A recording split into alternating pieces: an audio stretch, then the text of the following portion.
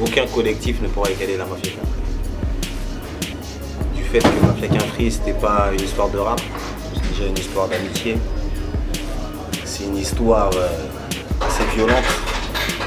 Ça s'est pas toujours bien fini. Je parle pour tous les frères qui ont pu nous quitter. Je parle pour tous les gens qu'on a pu perdre à ces moments-là. Je pense qu'on faisait ça avec le cœur.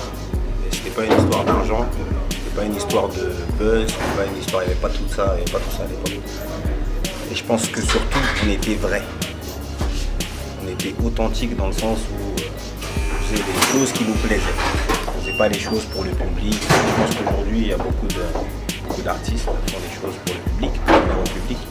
On faisait des choses pour nous plaire à nous. Et si aujourd'hui on parle encore de la Mafia Qu'un Free, c'est pas pour rien. Donc, je pense que c'est un collectif qui sera inégalé, même si on n'a pas fait des millions de ventes ou des centaines de singles vendus. Ben, ce sera dans l'histoire du rap, ce sera l'un des plus grands crews. Je pense que même avec le clip de c'est nous on a ramené dans les ambiances cité, tout ça, plein de mecs. J'avais jamais vu de clip comme ça avant dans le rap français. Donc ça a été un déclencheur pour le rap actuel, pour pas mal de gens et pour nous aussi. On le faisait inconsciemment et ça a donné ce que ça a donné, mais en tout cas je pense qu'il restera inégalé. Ok, ici on pratique un rap sans langue de bois, gros. Big up à Prod by Music, Watibé.